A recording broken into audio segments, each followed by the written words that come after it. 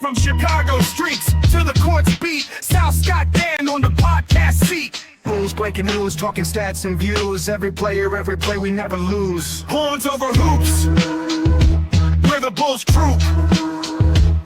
From game analysis to fan scoop.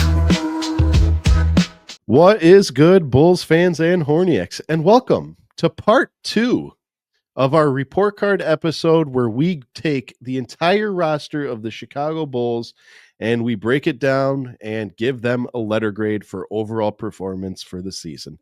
If you have not finished listening to part 1, go ahead and find it, give it a listen. You're going to need it to know the rest of this. Yeah, don't listen to this one first. Spoilers. Yeah. Yeah. I don't know how, I know people are smart, but I don't know how to tell them, like, hey, you should probably listen to part 1 before you listen to part 2. Listen in order when they're in parts. I guess it does. Well, it doesn't really matter. It doesn't really. It doesn't really. But still, listen to the first one. Give us the views. Yeah, listen to the first one. Sure. Or listen to this one, then go back. Your call. Whatever you want to do. Listen to them all. Listen to them all multiple times. You know, I can't really fault anybody because I do that too. Like if a new Marvel movie's coming out, even though I hadn't watched the first one, I'll still watch it. I don't know. I'm terrible like that. But anyway, gentlemen, how are we doing today? Good.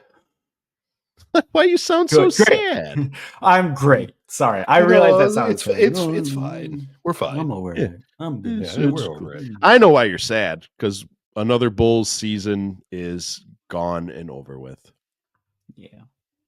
I know you can't wait till October for another healthy and happy Bulls season. For baseball playoffs, yeah. Baseball playoffs. Man, Scott, since we recorded our episode, the White Sox, I don't think they've won a game. No. Oh, my God. Let me talk to you about the White Sox. So last week, they lost the game. They went into the 9th inning. It was tied 0-0. Bottom of the 9th. They gave up a hit, and then they walked 3 batters in a row to lose. Are you talking about when Clevenger walked in the game-winning? Yes, because Clevenger is terrible. So next game, the White Sox are down 3-1 in the 9th inning. They have a guy on second and third. They hit a single into the outfield. The guy from third scores. The guy from second rounds the base, pulls his hamstring, gets thrown out at the plate. Game over. White Sox baseball. That sucks. Sox baseball. That sounds like Chicago sports in general. It's just like, it's cold out. I understand, but it's like, that's such a terrible way to lose is you're rounding third base, pull your hamstring. Yeah. Hey, it happens, man. Yeah. If we didn't have bad luck, we'd have no luck at all. So, yeah. Hey, they're two wins. We did it. Two wins, guys. Hey, they need like 30 more to be better than last year. So we'll see. I don't want to say we can't get any worse, but I guess we can. Anyway, bringing it back to our more winning team, and that is the Chicago Bulls. Last episode, we left off on Talen Horton-Tucker. Again, if you want to hear the grades of everyone that we've given up till that point, go ahead, tune in, listen to that episode. Because to start this episode off, gentlemen, we are going to be starting with Mr. Red Velvet. Don't hurt him, Kevin, Mr. Kevin Huerter.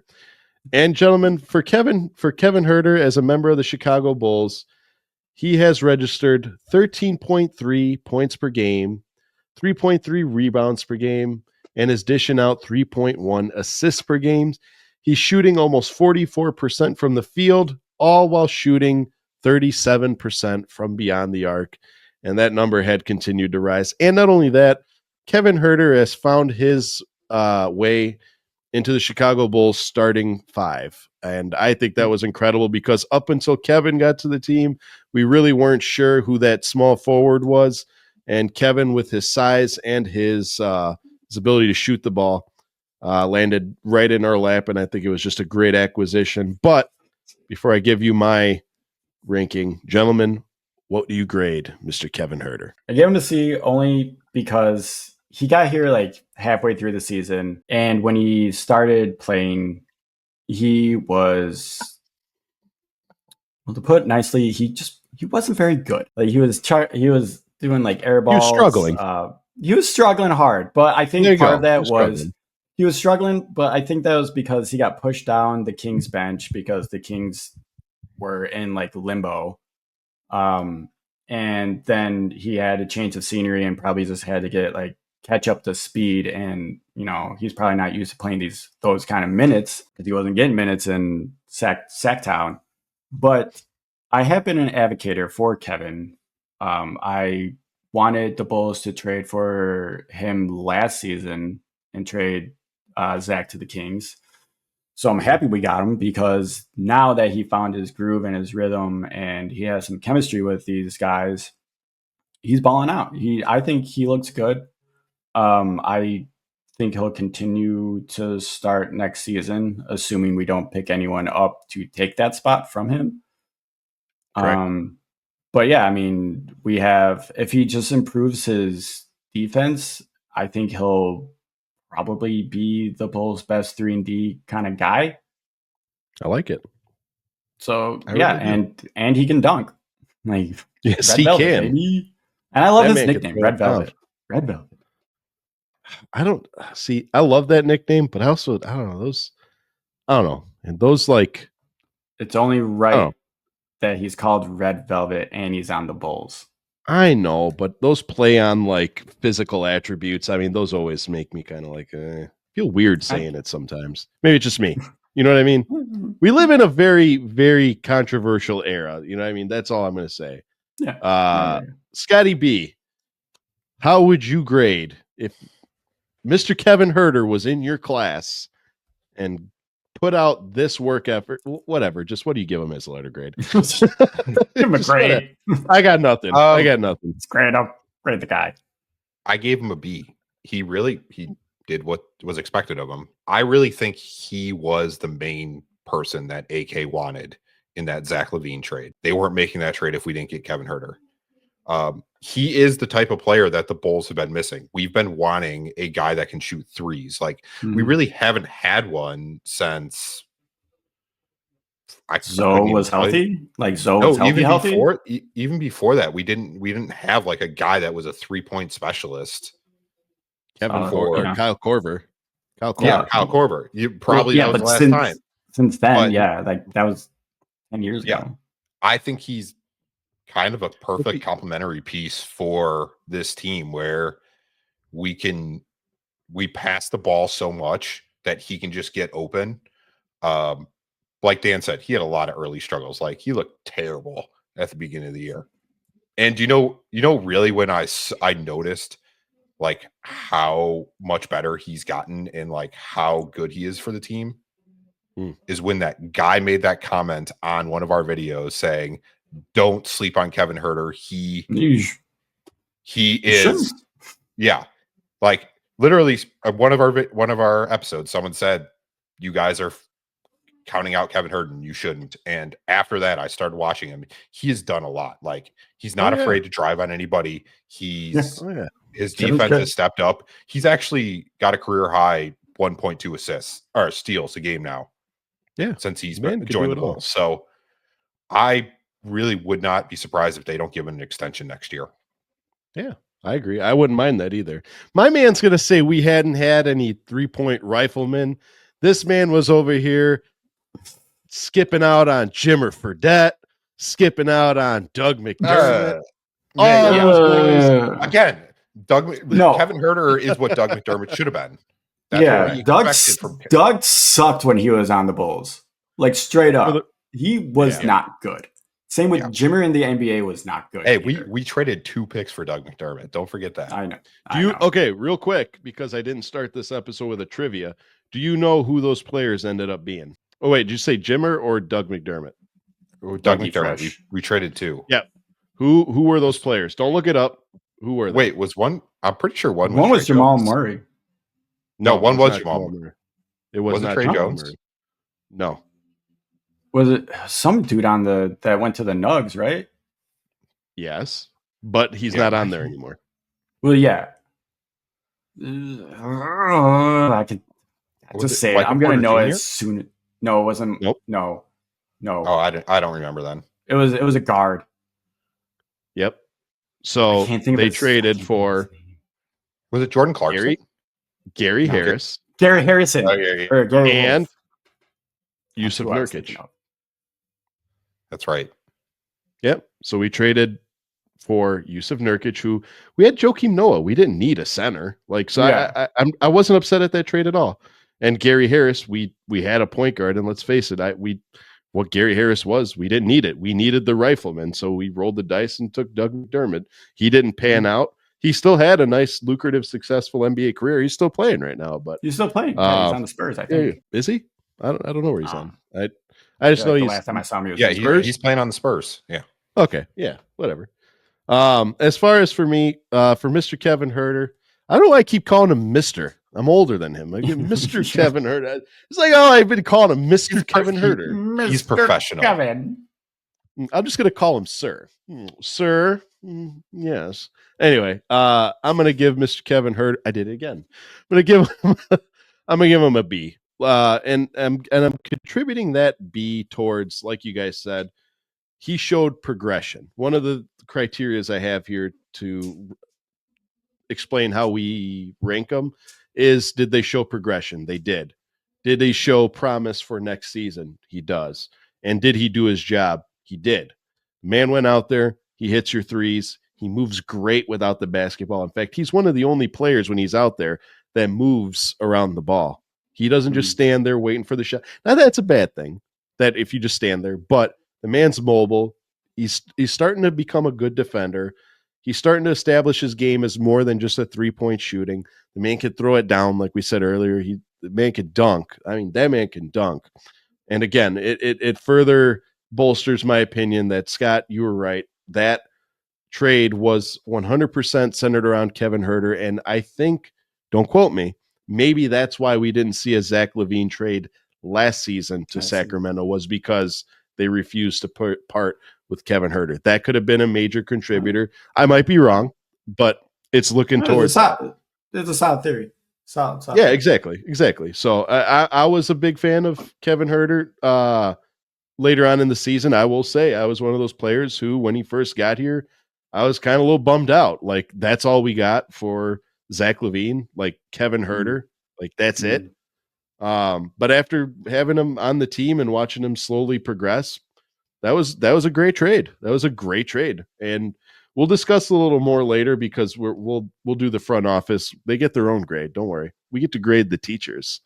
But as far as that whole trade's concerned, what was that look for? No. It's good. It was not what you said. It was how you said it. That's all. It was, okay. We get to grade the teachers. So yeah, I'm thoroughly excited for Kevin Herter next year. I can't wait to see a full season of Kevin Herter under a belt. Yeah. Joining Mr. Kevin Herter. That's another time I call him Mr. Kevin Herter. Joining Kevin in the trade on the trip. I do. Joining Kevin on the trip to the Windy City of Chicago was Trey Jones. Trey Jones quickly became my favorite of the three people that got to Chicago Bulls. We didn't get to see very much of him last year, just because of the fact that he got here mid-season and he was out with an injury late on. I think he played a total of 18 games plus. But he was good for 11.5 points per game, 3.2 rebounds per game, and 4.9 assists per game. He shot just above 57% from the field, and he shot 500 from the three. So out of every 2 shots that he took, 1 was going in. Outstanding numbers for a player that we weren't really sure what he was going to turn into when he got to Chicago. So, gentlemen, what letter grade would you give Mr. Uno Dos Trey Jones? Nice. That worked. That was nice. That was nice. I gave Trey a B-. Fun fact. His time with the Spurs, he was averaging 4 points, 2 rebounds, and 3 assists. So his averages now are leaps and bounds better than what they were when he was with the Spurs. And honestly, I didn't start paying attention to him until, Sal, you said that he turned into your favorite player from this trade. Mm-hmm.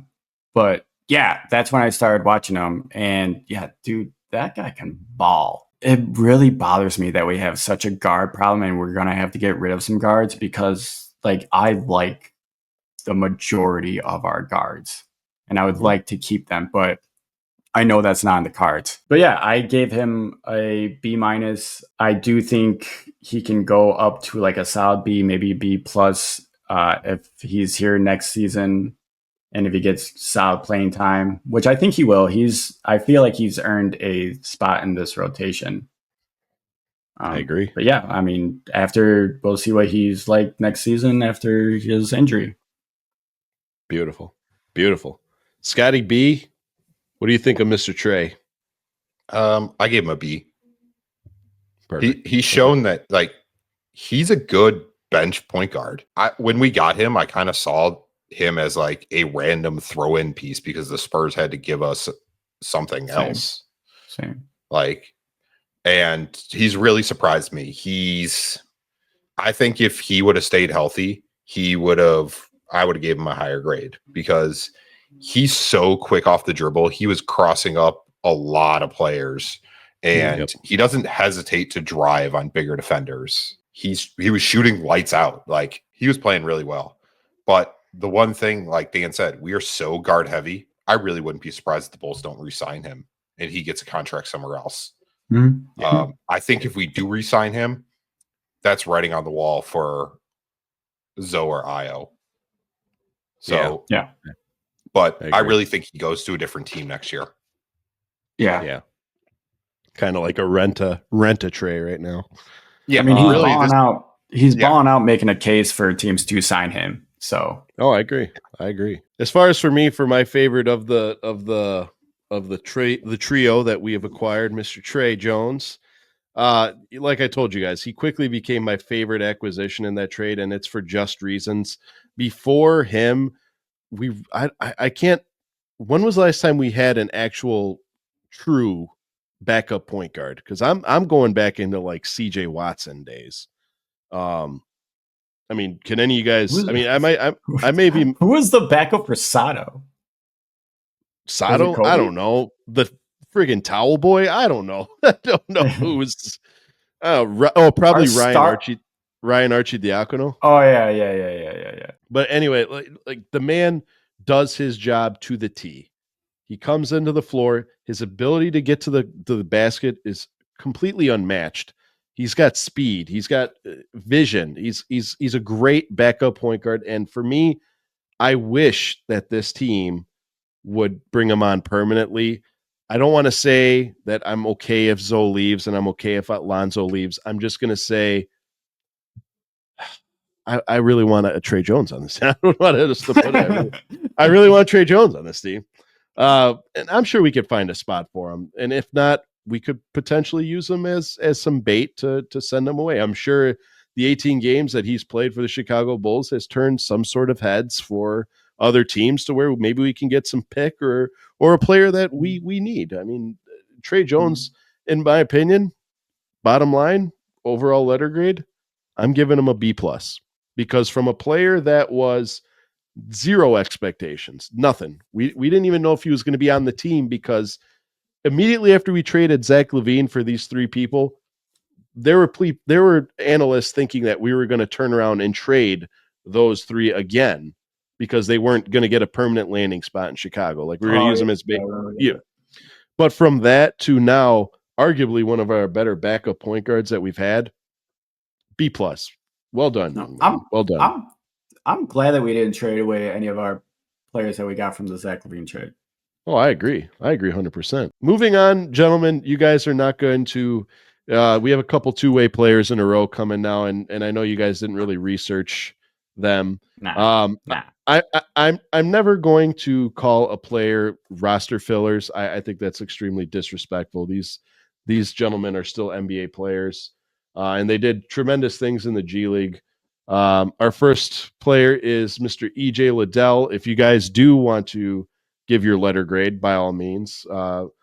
EJ Liddell played just over 10 games for the Chicago Bulls, averaging 2.1 points a game, just under 1 rebound per game, and just dished out 0.3 assists per game.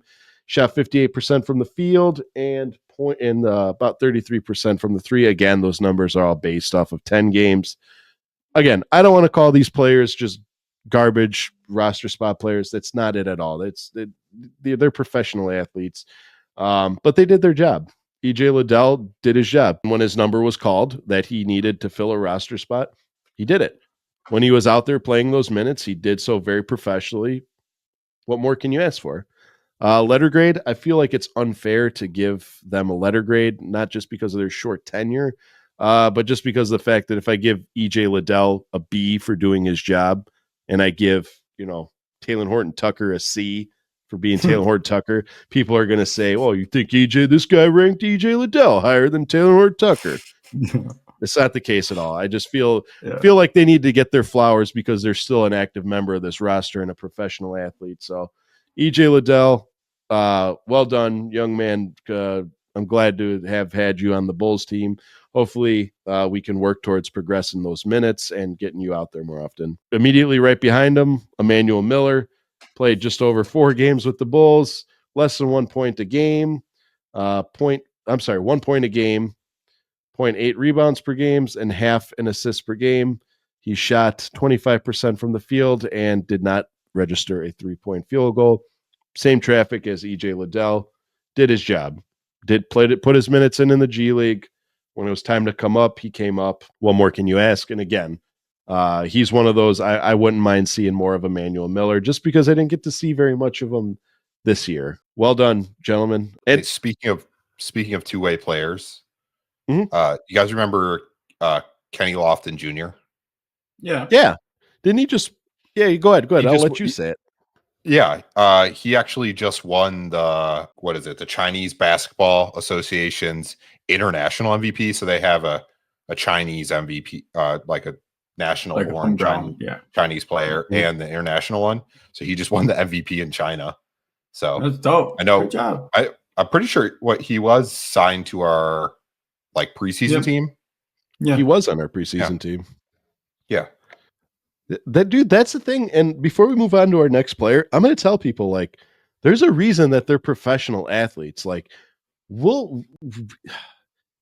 They made the league for a reason. Yeah, they may not fit in the NBA because their skills are not that of the NBA, but half these players, when they go to overseas, like your China, your Israel, your Germany, all those teams, they end up far surpassing any numbers by any of their players. Look what happened when we'll throw Jimmer in there. Jimmer went in there and had a field day. Was he in the Chinese league? He won the MVP in 2016. There's a couple players that you guys remember. Marshawn Brooks won it in 2020. Marshawn Brooks. Ooh, Marshawn. Stephon Marbury won it in 2012. No, really? Yeah. Michael Beasley won it in 2015. Yeah. These players, they're Beasley's a baller. And do you remember? You guys may not know this because he was on the roster during the recent downfall. Antonio Blakeney. Yes, yeah. Antonio Blakeney used to play for China. That man's a walking bucket. I'm very, very disappointed that we didn't get to see more of Antonio Blakeney on the Bulls because that was one of the players where I was really hoping he would stay. He provided a lot of fast-paced scoring. I don't want to say similar to your Javon Carter, but think of a Javon Carter with less expectations. That was AB. I still follow him on Instagram. AB, come on the show, man. Why not?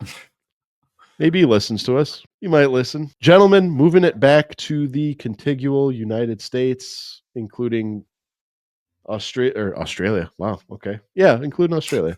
Never mind. Whatever. Julian Phillips. Phillips, as you know, after we drafted him in the second round last year, had a standout season, proving himself that just because you're drafted in the second round doesn't mean you can't play key minutes in the NBA. He played very well for us last season. This year, he registered just over 4.3 points per game, grabbing 2 rebounds a game and dishing out just under 1 assist per game. shooting 48% from the 44% from the field and just above 32% from beyond the arc. Gentlemen, what grade would you give Mr. JP, Mr. Julian Phillips? One of my favorite players, actually. Go ahead. A D. Really? Okay. Yeah. He has not shown much development this year. Like at the beginning of the year, yes, he was showing some promise. I think he even started a couple of games, but he fell off a cliff so fast. And he looks lost. Like he's not taking advantage of the time he has on court. He kind of still looks like a rookie out there. I understand that this is his second year, but really, I wouldn't be surprised if the Bulls cut him at the end of the year because he's kind of just one of those guys that were like, hey, we're rebuilding. We need some bench players. There's not really a spot for him on this team. Yeah. So I think this might be his last year, or maybe they let his contract run out and just don't pick his contract up the year after. But really, I haven't seen much development. I understand that he was a late second round pick, but I don't know. He showed some decent promise at the beginning of the year and last year, but it's just like he really fell off a cliff hard, and it's just like he doesn't get minutes for a reason. So okay, a D. Okay. Dan Gracie. I am also going to go with a D. All honesty, I didn't write anything up about Phillips because it was crazy that he's played 77 games this season. It's crazy. Yeah, that's insane to me because I feel like I barely saw him this season, but it's because of what Scott says, because he hasn't shown like really any growth at all. If anything, you don't notice when he's out there. Yeah, I don't know if he's out there or not because he's not doing much when he's out there. Like Scott said, last season he was balling. I had him over Patrick Williams, and now it's reversed. I would take Pat over Phillips any day. So yeah, I think, like Scott said again, Scott, you pretty much hit the nail on the head with it. I don't see the Bulls picking him, like keeping him around. I do think he was like not to disrespect him or anything, but I kind of feel like he was kind of a filler while we were just rebuilding. Like, hey, we need young athletic guys. Can you join us for this experiment that we're going to try out? That makes a lot of sense. Okay. That wasn't disrespectful. I like that. That was a good way to. I can't really be too hard on Julian Phillips. I gave him a solid C. And again, it's because of the fact that the expectations for him were just to improve. And yeah, he didn't improve to the amount that we wanted to, but he improved in the fact that the man was given the plate of having more minutes. I mean, he went from his, 5-6 minutes a game to now he's one of the first men off the bench. He's still a great defender. He's very high energy guy. The guy provides you with a lot of athleticism, a lot of entertainment. And again, like I said a few seconds ago, don't sleep on the man's defense. I mean, he may not be able to guard the most elite of players, but you're above average players. The man can handle his own. Unfortunately, I do share your opinion where he may be one of the players that when his time is up, you may not see him in a Bulls uniform afterwards. But that's not to discredit him. That's not to say that Julian Phillips will not be in an NBA jersey. That man will have a successful career in the NBA. There will always be a home for Julian Phillips somewhere.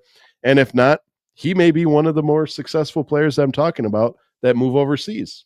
Who knows? Yep. But again, he was one of my favorite players.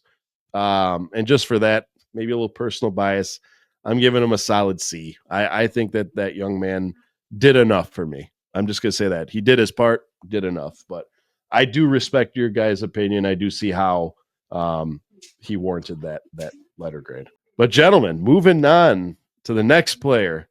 I'm excited to talk about this guy too, just because he has a very, very interesting story. He joined the team at the beginning of this season. He was one of our only free agent acquisitions, big free agent acquisitions. That is Mr. Jalen Sticks Smith. Jalen Smith for the Chicago Bulls registered 8.2 points per game, 5.6 rebounds per game, and dished out 1 assist per game.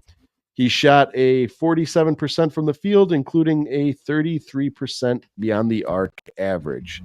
Gentlemen, besides having his face on the side of milk cartons there for a while because nobody knew where he had been, what did you guys think of Mr. Sticks?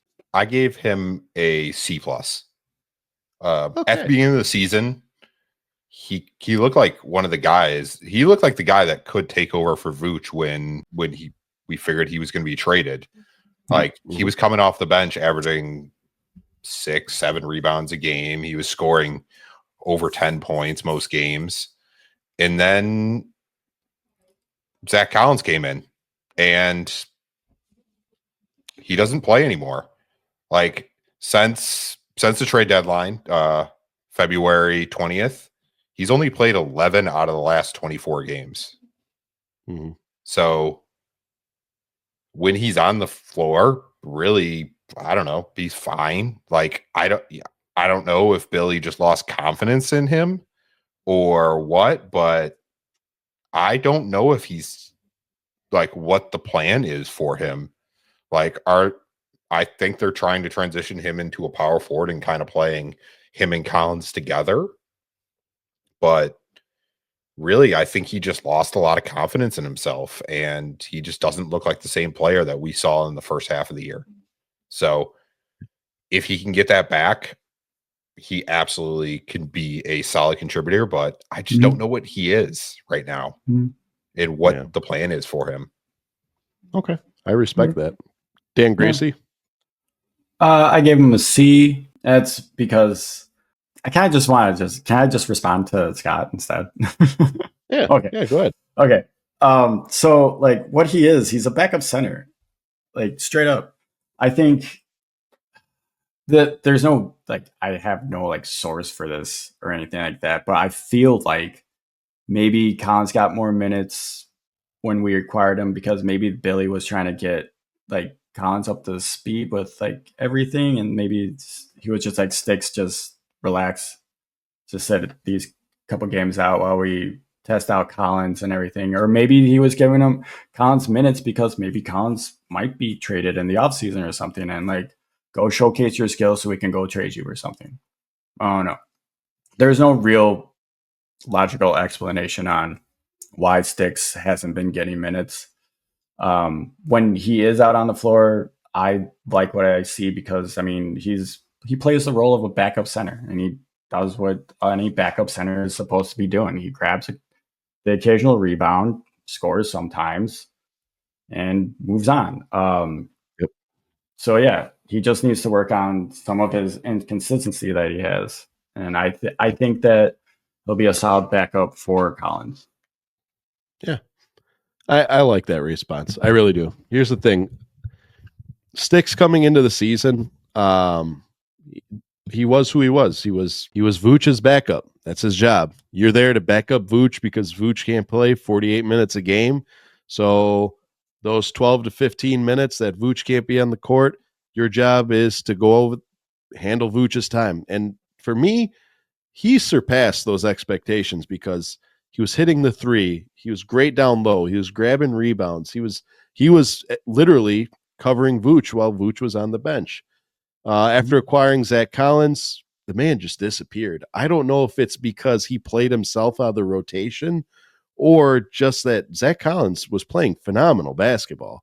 I mean, we're talking about a guy who we got in, again, like we were saying, as a throw-in for a Zach LaVine trade. Now we're talking about this man starting. We're talking about this man being our next starter. So I don't know so much if it was Jalen Smith was not playing well or if it was just Zach Collins was that much better.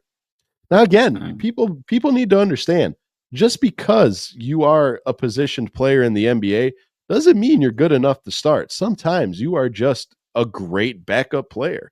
And that might just be Jalen Smith. I'll give you my Trey Jones. Trey Jones, is he good enough to start? Who knows? Maybe, maybe not. But I do know that when you call his number on the bench, he's out there giving it his all and holding his own. So why do we need him to start? You know what I mean? I will take him as a backup center. And for that, Yeah. I'm going to give Jalen Smith a C plus. I enjoyed watching Sticks, man. Yeah. And plus, you ever see him with like the goggles and everything? He really gives me like nostalgic Horace Grant, like kind of, you know what I mean? Like Horace I Grant. can see that. Yeah. You know, yeah. Not saying that he's anywhere near as good as Horace. I'm just saying that he gives me that vibe by appearance. By appearance, You guys, if you guys didn't get the opportunity to watch Horace Grant back in the 90s, that man was a force to be reckoned with.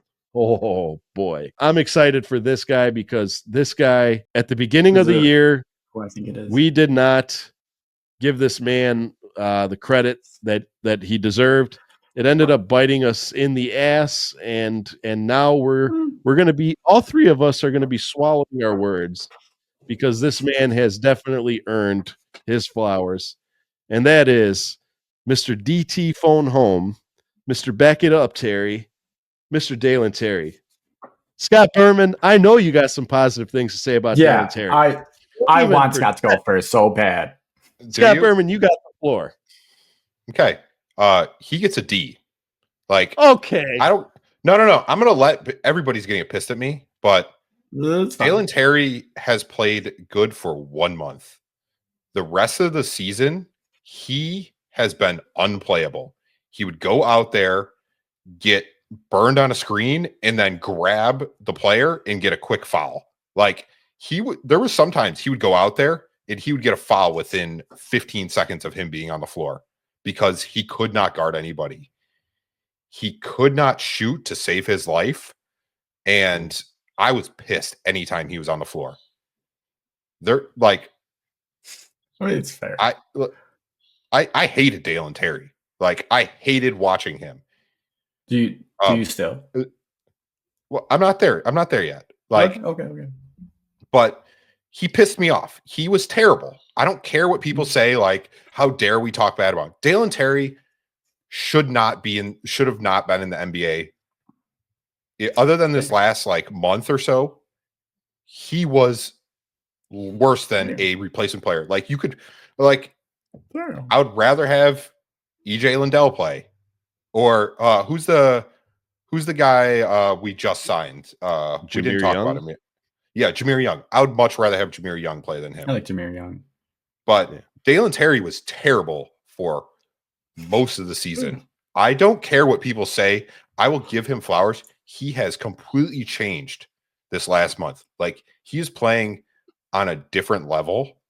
Like, really what I would say is him and Julian Phillips kind of switched, like, with their potential in like how they're playing. Like, he's obviously playing better than Julian Phillips ever had. Like, Dalen Terry is playing really well right now. Like, he's getting his open shots. He's driving to the basket, and he's not getting as many fouls as he normally is. Like, he's staying in front of people. So his shooting percentage has massively increased. So if he can stay consistent, I hope the Bulls re-sign him, and I hope he can be a normal rotation player. But 2/3 of the year, he was not an NBA player. He was terrible. And I don't care what anybody says because I watched that. Someone go back and watch a game like in December. He's going to get a foul within 15 seconds of him being on the floor. He was terrible.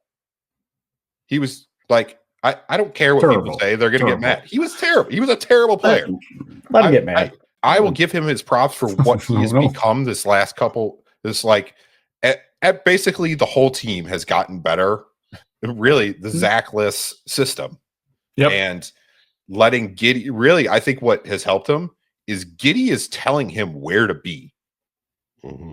And you're seeing that with all the point guards. They're starting to run the offense and telling people, hey, you need to be here. You need to be here. When they don't have the ball, they're telling people where to be. And he is absolutely taking that and using it to his advantage. He is getting open.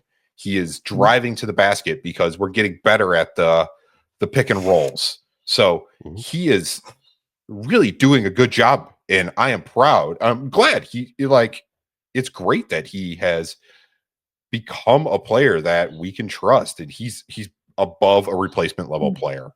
Like, I don't know if I don't know if I would use the word trust, but I'm if he's consistent compared to if he can consistently play to this level where I'm expecting him to be able to guard people and not constantly foul people because he's getting burned on pick and rolls and switches. Like, sign him. But 2/3 of the year, like, I was pissed anytime he was on the floor because he was terrible. Just watch film. Just watch him. Go back and watch him play. He was terrible. Yeah. So there you go. That's my answer. D. Like, if it wasn't for this month, it would be an F. Maybe even lower. Like does not meet the grade. Like, should be out of the league. Yeah, I think everything that you said is fair and justified. And like, if people get pissed, like, I mean, guys, you gotta understand, like, every team has that player that you just get pissed when they get on the floor. So like, none of that what Scott said, I don't think was like talking shit or anything. I think it's all justified. Go back, watch the film. My grade of DT was slightly higher. I gave him a C minus just because of this last month that he had where he was playing better than he was. Because if he was playing the same way he was before, then yeah, it would probably be like a D minus to an F, because DT would just run out there like a chicken with his head cut off, not knowing what to do. Scott's not entirely wrong when he says that he didn't look like an NBA player, because he didn't. He looked like he was over at like Snap Fitness or some shit, or like playing in the gym or something. Like, anyways, so yeah, I give him a C minus. There's some potential there. I do think Giddey and the chemistry and the Zachless Bulls are like, they're gelled well. Like the chemistry is right between the whole squad. So yeah, C minus. Okay. I forgot to give his stats. DT 4.4 points a game. They weren't entirely bad. 4.4 points per game, 1.7 rebound a game, 1.3 assist. He's shooting 45% from the field, and he's shooting 37% from beyond the arc. What do I think of Dalen Terry? I'm going to tell you this, all right? And there's not going to be a lot of people that want to hear this. It is this. I'm giving Dalen Terry a C. Now, I don't think you guys know why you don't like this. You guys are going to like this because I'm going to give the man more flowers than either people don't feel he deserves or you guys don't feel he deserves. But here's the thing. Like you guys had mentioned, Dalen Terry, up until this point, struggled. I'm not going to say he wasn't good. He struggled. His handles were not the best. He looked like a giraffe on roller skates. He looked like when he was out there, he had a lot of pressure on him, either to get the ball to somebody else, pressure to score. I don't know if it's a chip on his shoulder from being a first-round draft pick and maybe not living up to those expectations of being a first-round draft pick, but the man just did not look like Dalen Terry. Now, you fast forward a few months. When we went on that road trip, I started seeing a Dalen Terry that looked like a Dalen Terry back when he played in college. Now, that shows potential. That shows that this player is capable of playing up to a different level. That shows that this player is ready to throw down when you need to. I just need Dalen Terry to maintain that level of talent and athleticism and professionalism throughout the duration of his career going forward. It's kind of like we had a rocky start, but now you've shown what you can do. Now that you've shown it, maintain it.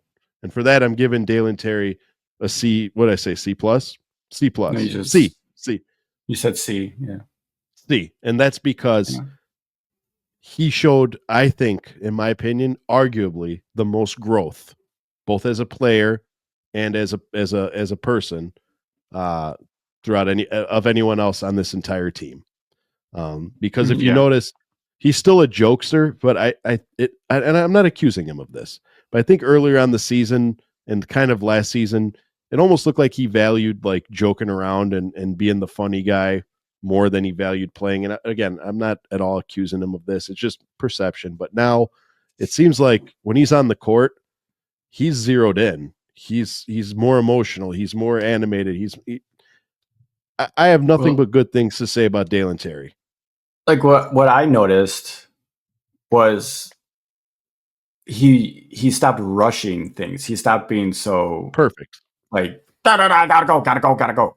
Yeah. Like he's kind of like I feel like he's starting to figure out the flow and the rhythm of NBA basketball. And correct. Like usually that happens in your sophomore year, but yeah. But some people are a little slow learners. I'm one of them. Yeah. It's and it's not bad. And again, and would I love to see Dalen Terry come back on this roster? If I see the Dalen Terry that I saw on the West Coast trip going forward, absolutely, I wouldn't mind it. I love DT, man. I recently started having a change of heart, and I love DT. That man, he could play. I'll just say that. Moving on, I know we're gonna have a bunch to say about this man. He was at one point. Now, don't you guys hang me out to dry when I say this. He was at one point my favorite player on this team. At one point, he was my favorite player on this team, and that is Nikola Vucevic. Vucci Bane, the fair. Big V, whatever you want to call him. Big V was good for 18.7 points a game, 10.1 rebounds a game, dished out 3.5 assists a game. He shot just under 54% from the field and a whopping 40% from beyond the arc. Big number turnaround from last season where he only registered 29% from the field or from beyond the arc. Gentlemen, this is probably the first player that we got to that we are almost positive that he's not going to be returning given the rumors this year. So I'll ask you guys again, what do you think of Vucevic? Be fair. And also tie in. It's probably a little disgruntled. Yeah. So I gave him a B. Because like what you said with his 3 jumping up to 40, that's a huge improvement. He's our vet. That's what he turned into. He turned into our solid vet player that we can rely on night in, night out. Well, actually, I shouldn't say that because some nights he is checked out. Everyone knows the writing's on the wall for Vooch. This I would be shocked if he's on the team next season. I expected Vooch to play well, and he played well. Like Vooch did his thing. If not, he did a little bit better because that jump up from 3, way to go. He must have heard all of our bitching. Because man, it was bad. You can always his entire success. He owes it all to the members of the Horns Over Hoops podcast for teaching him how to sink 15% more of his 3 points. I mean, bro, there are some times where we used to talk shit about Zach, and then later that night or the following night he would drop 50. So I'm just like, all right, Zach, this is bullshit. Make me look like an idiot. That's us growing as a pod too. So yeah. But I mean, obviously there's still areas for improvement with Vooch. Actually, no, never mind. No, he doesn't need to improve at all. The man's pretty much a walking double-double. There you go. Scotty B, what do you think of Vucci Bane? You gave him a B+. Outstanding. Lovely. Go ahead. He was a borderline all-star the first half of the season. Yeah. Like he was our best player other than when randomly Zach would go and drop like 60 points for no reason.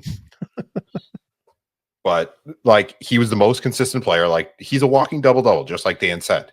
He was basically dropping 19 and 10 like before the All-Star or the trade deadline.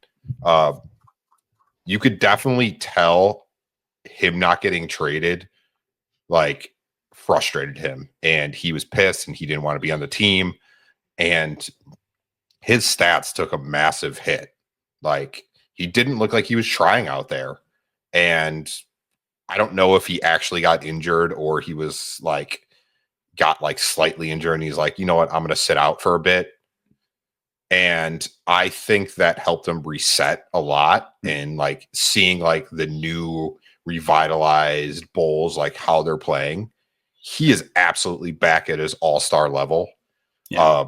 His step up from 29 to 40% is wild. That doesn't It's happen. insane. Can you name a better post big man in the league right now? Like he goes down there and he just like hitting those turnaround floaters over everyone. Like you can count on him. Like he'll drop 30 points and we don't even notice. Yes. Yeah. He does that a lot. love those kind of and it's players. like it's just like so quietly drop 30 points. Kobe does that sometimes too. It's like I'm watching like Giddey put up triple doubles, and then I look at the stats.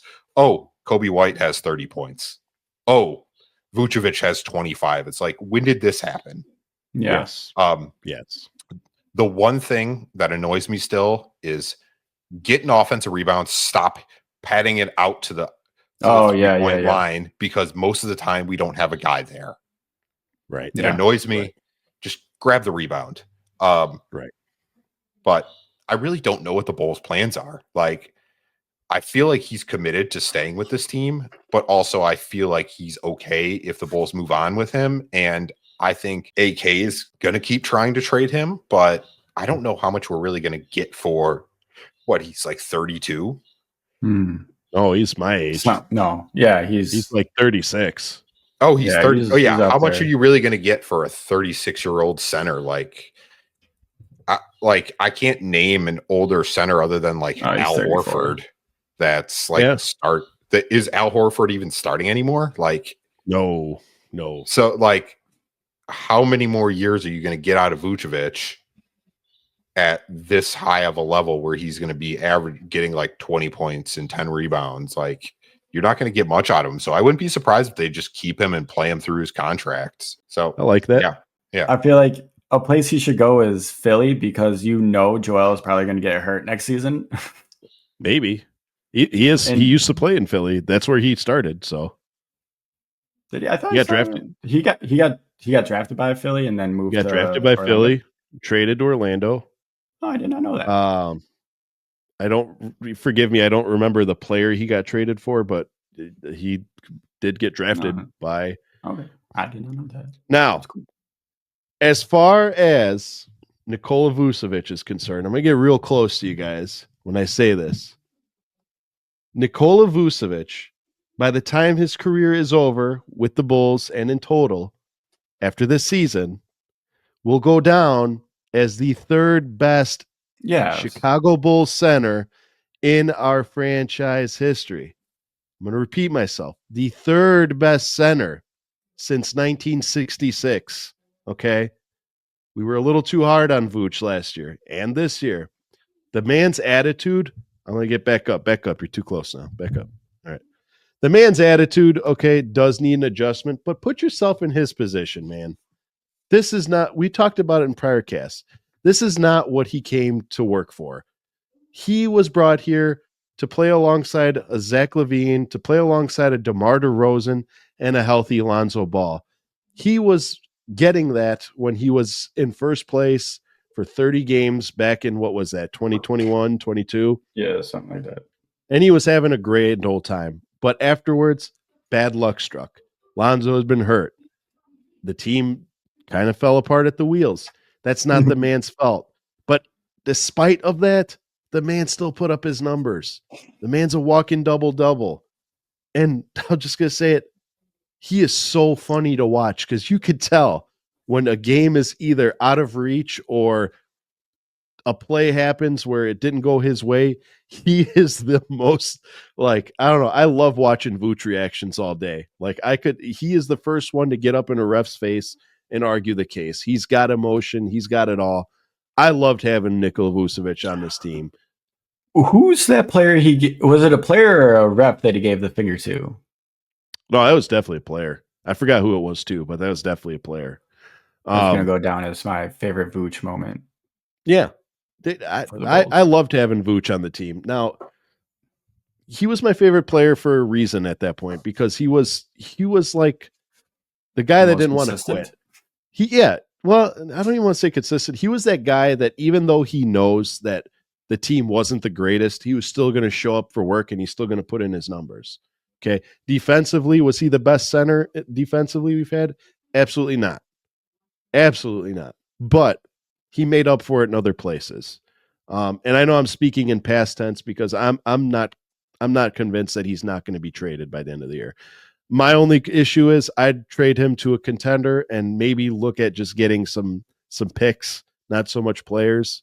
I don't really think there's going to be a lot of people jumping at the teeth to get a hold of Niko Vucevic. Send him to the Suns. And who knows? You know, I mean, there may be major blockbuster trades that Vooch's contract could play in, and yada yada yada. Just whatever. I enjoyed having Niko Vucevic on the team, and for that, I gave him a B+ for the season. Well done, sir. Before I get to the final two players, because I know that they're going to be the players that we talk about the most here, I'm going to give my wrap up and my evaluation of a young bull who didn't get to play very many games for us because we acquired him halfway through the season and he'd spend most of his time down in the G League. But Jameer Young was good for 0.05 rebound and 0.8 assists. He shot just under 67% and did not register an NBA 3-pointer. I'm gonna repeat what I said about the other two-way players. Jameer Young, when he came out on the court, those couple games that he played for us, you could see the emotion, you could see the anxious. He's like he was excited to be on the court. You could tell by his demeanor that he only wanted to do good things. And I will say him out of all the two-way players we have, I'm hoping that he comes back next year. I want to see more of Jameer Young because I think that kid can be something in the league. I think he can hold his own. But with that being said, moving on to our final two roster spots, they are Mr. Sub-Zero, the Fro Man. I don't whatever you want to call him, Coby White. Coby White. I'll be honest with you. I can't wait to talk about Coby White just because this man is. He's something else. I'll just say that.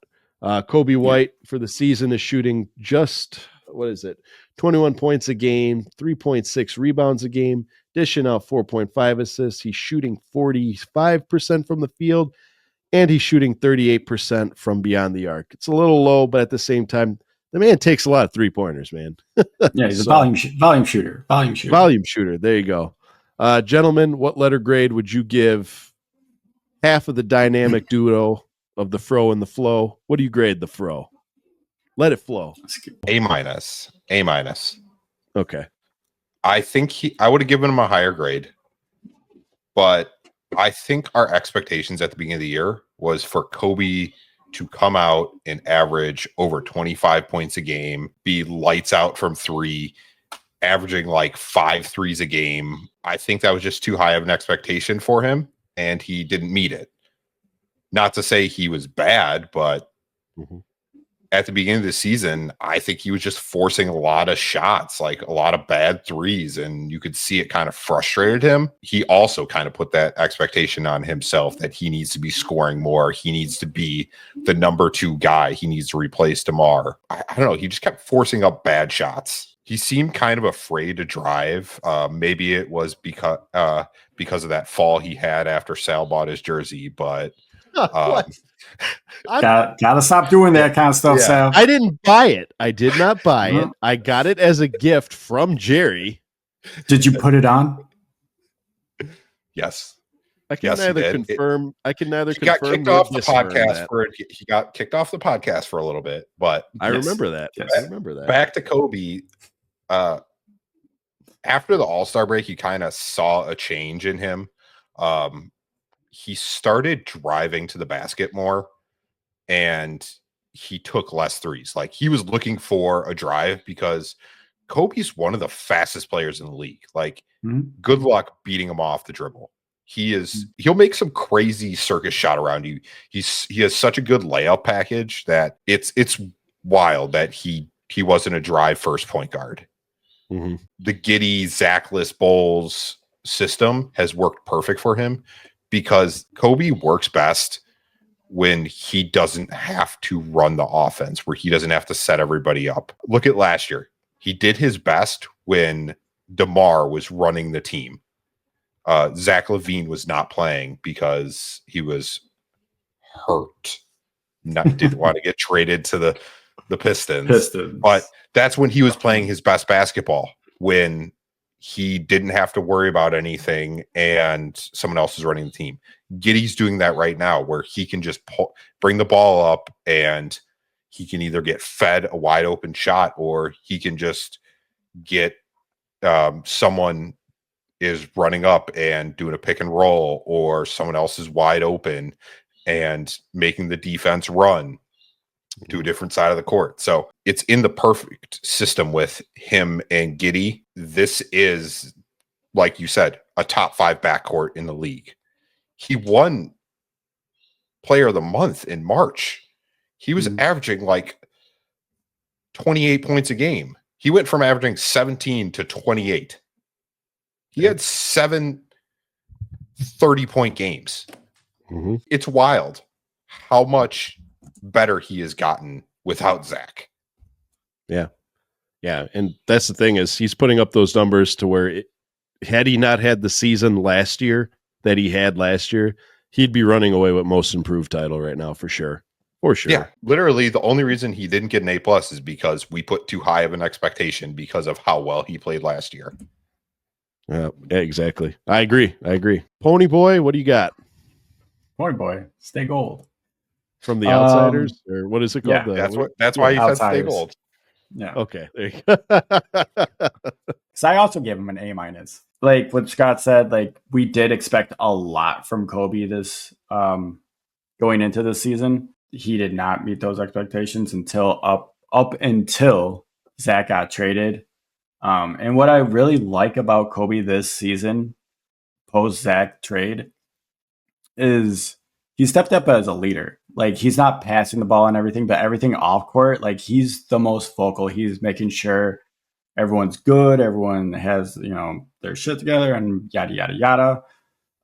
So I like that Giddey's the leader on court and Coby's kind of like the leader off court. I like that dynamic. We honestly have, like you said, Sal, probably a top 5 backcourt in the NBA, like on and off the court. Like these guys are working together to make sure that this team is good to go. Yeah, next season, I expect this A- to go into solid A+. And yeah, who are the nominees for most improved player? Do we know? Oh, I don't know. I think it's I think Dyson Daniels has already won it. Oh, yeah. He's averaging like 3 steals a game. He has like 100 more steals than any other players. That guy's a monster. Plus, he has the best nickname in the league of the Great Barrier Thief. Yeah. Dude, that so good. Him, but like Austin Team Reeves Australia. Team Australia, watch out. They're gonna be scary. Yeah, they will. What do I as for me, Coby White? Here's the thing: you guys aren't gonna understand it, but I give Coby White an A+. I'm sorry, a solid A, not an A+. I give Coby White a solid A, and that is because, like you guys said, at the start of the season, we were expecting Coby White to piggyback off of last season and stay being the man. And I don't want to say he struggled, because at no point did Coby White ever struggle. He was just not playing like Coby White of old up until, I don't want to say very recently, but up until later on into the season. And again, I'm going to keep my tradition, or what do you call that? My pattern going, that it shows growth. Coby White from the beginning of the season to now grew. And it's like you said, Dan, in the absence of Zach LaVine, he stepped up and became a leader. He is the longest tenured Bull on this team. I don't know if he felt the need to step up and be a leader, and did exactly that. I will piggyback off of what Scott said. I do wish that he would maybe stop with the threes and drive the lane, because that man could finish like the best of them, man. I don't know of very many people in the league that can finish like Coby White, who are not in superstar status. You know what I mean? Right. Like he finishes like a superstar without being a superstar. And just throwing him in with that combination of Giddey next year, again, this team is going to be so nice, and we're going to have Coby White to thank for it. So, with all that being said, yeah, no doubt about it. Gentlemen, this last Brings one, us all the way. this is going to be the most interesting one. It's not the last one because I got a little surprise in store for everyone else, but it's not the last player, but it's definitely the most interesting player, and I'm not that enthused about breaking him down because you'll find out. Last but not least, I mean, it's the only player we haven't talked about. So if you don't know, if you've been following along and you haven't heard this guy's name, you're about to hear it. Mr. P Dub, Mr. P Will, Mr. Patrick Williams, the Paw, whatever you want to call him. Patrick Williams was good for 9 points a game, 3.7 rebounds a game, dished out 2 assists. He shot 40% from the field and shot just above 35% from beyond the arc. Gentlemen, again, I'm going to ask you guys, try be fair with Patrick Williams. I'm going to be nice. Go right ahead. I gave Pat a C+. I feel like that might shock some people. Pretty much so I was kind of done expecting a lot from Pat towards the end of last season. And I've just accepted what you see is what you get from Pat. Like this is who Pat is. I don't think he's going to get any better. He might get a little worse. Who knows? It just depends on is he in his head or not that night. But overall, we've been expecting the moon from Pat for seasons on seasons on seasons. And it's just, I'm done. I'm done expecting a lot from this guy. I feel like when it's all said and done, his NBA career is all said and done, he's probably going to be averaging 9 points throughout his career. I still feel like that contract was a waste of money. Who knows, right? Who knows? Maybe next year will be Pat's year and he'll tear it up. I mean, because everyone on this roster, I feel like has gotten better since Zach has been off. And that's not a shot at Zach. No. I just feel like since we can play the style of basketball that Billy's been preaching and that Giddey has been distributing, it's more winnable basketball. Yeah, I agree. If that makes sense. Oh, it makes perfect sense. Gotti B, what is your rendition of Mr. Patrick Williams? F. Really? Did you really give him an F? Yes. Statistically, wow. This is his worst year ever. Every single category has gone down, other than assists, and turnovers have gone up. He rarely can guard players. He keeps trying to take threes, and he barely hits them. Except when you're playing the Lakers, he'll hit that 3 for you. Yeah. He tries to dunk in traffic way too often, and he misses them. Quit trying to poster people. Just go for a layup. He thinks he's better than he is, and it annoys me. I don't know. He shows flashes of being the player we expect him to be. And right now, I kind of expect him to be a THT level player where go out there, get us 10 points, possibly go off randomly and drop 20. The best move that we did was Billy moving him to the bench because he's not a starter. Nope. And he seems much more comfortable. Most of the season, you could put anybody out there, and I think it would be better than what Patrick Williams was giving us. There's a reason Julian Phillips was starting over him at one point. Ayo Dosunmu was playing small or power forward because Patrick Williams couldn't be trusted. He was also hurt. Well, I don't care. He would have been playing power forward anyways. But I don't care. I don't care. Doesn't matter. It's just part of it is he just got this big contract, and he's the second or third highest paid player on this team right now. And it's one of the worst.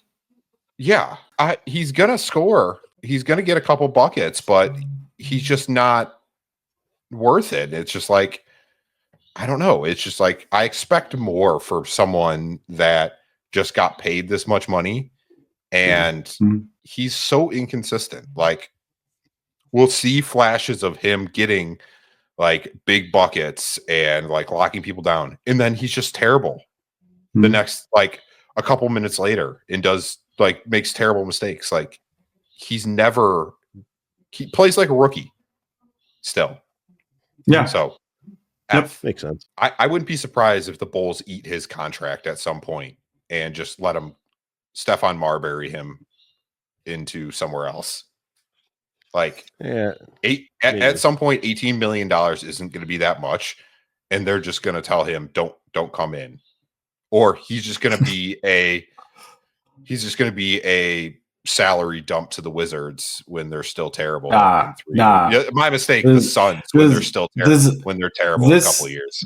This is what you do with him. You trade him to the Suns. You Yeah. package him with like some other player, and then you then in return you get who? Kevin Durant. Oh, I thought you were going to say Yeah. Bradley Beal was me pit. All right. No, All not right. me. Yep. Kevin Durant. That one would only dream. Here's the thing. I love Patrick Williams. I do. And it's not fair that I'm giving him the lowest grade out of the roster that I just mentioned. I'm giving him a D plus. Here's the thing, man. Oh, I When it didn't. comes to my theme that I was showing is growth, Patrick Williams has not been showing very much growth. He's been struggling. It could be us. You ever get that girl that's like, it's not you, it's me? That could It's be him. us. I can tell you it's him. Yeah. Okay, but it could it's- also be our system. That's the thing, is we may not have the system for Patrick Williams. We also probably what system? What No, system is no. let's dunk? Let's try to poster everybody anytime I get a fast break. Plus, this if he's not system. good for the system, then why even draft him in the first place? There you go. That's my thing, is it's our system that found this All right, man to be focus. eligible of a 4th overall pick. And then not only did we find out that he wasn't worthy of a 4th overall pick, but we continued to squeeze every ounce of energy that we could out of him to force him to be a 4th overall pick. In a way, we're kind of partially to blame for this because we've continued to try to make Patrick Williams happen. It's like that scene in Mean Girls. Stop trying to make Fetch happen. Stop trying to make Patrick Williams happen. He is who he is. Instead of saying he's not this, just appreciate Patrick Williams for what he is. He's that guy off the bench that could provide defense. He could provide some scoring. He'll hit the occasional 3. That's it. That's all it was. Patrick Williams, I don't look at him as a what if situation anymore. I look at him as Patrick Williams. He is who he is. How does he fit on this rotation now? Maybe on another team, honestly, like I was saying earlier, Patrick Williams could probably be one of those players where if he goes overseas, you'll be seeing him dropping 50 games a night. Nothing bad. I have nothing but love for Patrick Williams. Just if there was one roster spot that I would say we could probably use the most improvement, it would be his. That's it. That's about as nice as I can be. So that completes the roster. This has been a long one. This has been a good one. No. We've covered all the players on the roster. We do have one honorable mention. I feel like this gentleman's name had to have been said, and that is the man who was the theme of this entire season and pretty much most of last season. He finally was traded, not so much he got his wish. Mr. Zach LaVine. In the 42 games he played as a Chicago Bull, he registered 24 points, 4.8 rebounds a game, dished out 4.5 assists, shot 51% from the field, and an incredible 45% from beyond the arc. I'm just going to, because I don't want to, he doesn't need much explanation. I'm giving Zach LaVine for the season B+. The man came out and knew that this was a season that he had to prove himself. He played a long, healthy season, maintained professionalism. We heard no controversy, and I'm sad to see that he left. I loved Zach LaVine. Whatever the Bulls are doing now, success-wise, it's not because the absence of Zach LaVine. It's because this team dialed in and played a lot better. So I'm just going to say thank you, Zach LaVine. You are probably a top 5 shooting guard in Chicago Bulls history, if not a top 3. Thank you, Zach LaVine. sad to see you leave, but just looking forward to your success on Sacramento. So, gentlemen, what grade would you give Zach? I'm going to give Zach a B for best worst all-star of all time. I love Zach LaVine. I really do. But I don't know how to say this without it sounding mean. He's a winning loser, if that makes sense. You know, like he plays. He's the best player on the worst team. Yeah. You know what I'm saying? Like he has a terrible win percentage. His basketball IQ is not that great. And I think that's why the Bulls, like you say that the Bulls aren't playing better because Zach's off the team. I think that they are playing better because he's off the team, because there's less ISO and there's more movement and flow with the ball. And players are actually cutting now that Zach's off the roster. We didn't see cutting when Zach was on the roster. It was just, all right, give Zach the ball, everyone kind of space out, and he'll do like 3 jab steps and miss a 3, or maybe he'll make it depending on the night. I don't know. But yeah, like Zach, you're going to be missed because we're a great city and we love all of our players. And Sacramento, I'm sorry. Okay. I'm sorry. I'm not sure what you guys are trying to do. We already tried doing what you guys did, and you should know better. Right. Scotty B, letter grade. What do you got? B plus, B maybe plus, A perfect. minus. He was one of the most efficient scorers in the league for half a season. He was a borderline all-star, but they run a stagnant offense. C minus as a King, because King fans are pissed. I'd imagine. I've seen, there's been several posts on Reddit I've seen of Yes. King fans like, what is this? He doesn't help our team. And it also doesn't help that for some reason they decided they wanted to trade their top 10 point guard.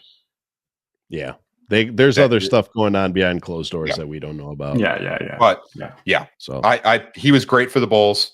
I'm a little upset he left right before the dunk contest, because I think he could have helped Buzelis a little bit more. Yeah. But yeah, probably.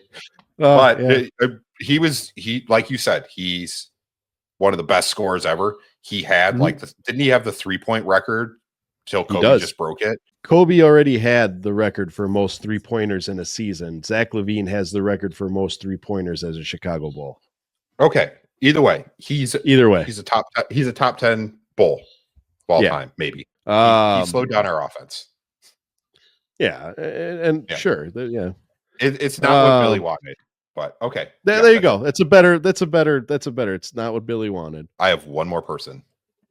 Go ahead. Oh my God, what? Peter Patton. Oh, the shooting coach.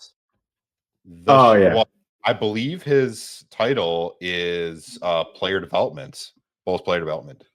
Yeah, he did. He's from Loyola. Oh, I don't know what is the highest grade you could give a person. Like S. A plus. Yeah, S. S tier. S tier. Giddy couldn't shoot at the beginning of the year. He got Vooch is shooting 40% from 29. Every single player got better on offense this year.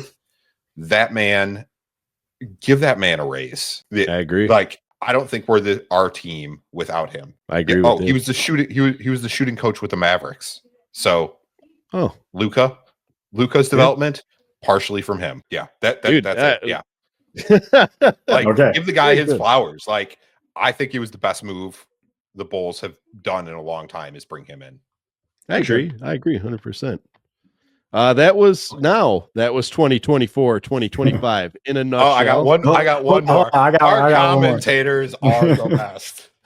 Actually, yeah, I will say another S class will be Stacey King and Adam Amin. Shout out to you guys. I know you're probably not listening, but you two make the games that much more enjoyable. And if we weren't just crunched for time, I would spend more time talking about it, but we really need to move on because we cannot let anybody go without a game of Mount Hornsmore. And last week we did the Mount Hornsmore of actors. So this week I'm hoping we get really quick through this, but what is your top 5 favorite actresses, piggybacking off of last week. All right. See how I'll quick go. we can be. Dan Gracie, what do you got? All right. So Emma Stone. Perfect. Who's the girl from Seinfeld? Oh, the one who played Elaine? Not sure. Yeah. Louis Dreyfus. Yes. Julie Louis Dreyfus. Okay. Yes. She's great. Just because I'm watching Parks and Rec again, Amy Poehler, Yes. Margaret Robbie. Margot Robbie? Yeah. Okay. And Viola Davis. I don't know who that is. Is that an appropriate Oh, actress? she's great. Viola Davis is great. Oh, okay. I don't know who that is. I thought that was I heard Nope, Viola nope, and I thought nope, it was nope. somebody nope. that you would see Get on your a mind out of the particular gutter, website. bud. All right. No, she's On great. the Horn Hub. I'm pretty sure. Didn't she win like best actress, like an Emmy? Oh, wait, no, yeah. an Oscar. Scott, get to your horns more. Crunch for a tie. Come on. Okay. All right. Emma Stone, love everything she does. She's hilarious. Mhm. Natalie Portman, Oh, great yeah. actress. Mhm. Also, Anne Hathaway, Okay. Amy Adams. I love Amy Adams. Yes. She's Who's great. that? Great actress. Amy Adams. She was She's in redhead. Talladega Nights. Yeah. Yeah. She the one? Okay. Was she the one that was in Hot Rod? Was that her? Yeah, she was in Hot Rod too. Yeah.